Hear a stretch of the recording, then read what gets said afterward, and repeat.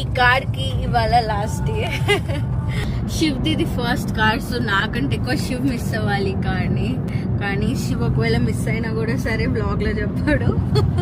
Silent గా లోపలనే miss అవుతాడు, లోపలే మాట్లాడుకుంటాడు అనమాట.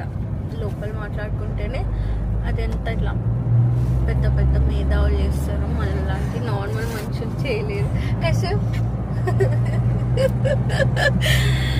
సో మనలాంటి నార్మల్ మనుషులు ఎట్లా అంటే పక్కన ఉంటే ఇప్పుడు హస్బెండ్, పార్ట్నర్, మమ్మీ, ఎవరెవరైతే ఉంటారో మనకు తెలిసిన వాళ్ళకి షేర్ చేసేసుకుంటాం కదా. ఇట్లా అనిపిస్తుంది, ఇట్లా అనిపిస్తుంది. శివ ఏదైనా ఉందనుకో అమ్మో షేర్ చేసుకొని లోపల దాచిపెట్టుకుంటా అనుకుంటాడు. ఒకవేళ ఇంకేదైనా మరీ సీక్రెట్ ఉందంటే ఇంకా లోపల దాచిపెట్టుకుంటాడు కదా. యాక్చువల్లీ శివ్ని కార్లో లాస్ట్ టైం షూట్ చేయాలనుకుంటున్నాను నేను. అచ్చుగాడు కూడా మిస్ అవుతాడు అనుకుంటా ఈ కార్ని.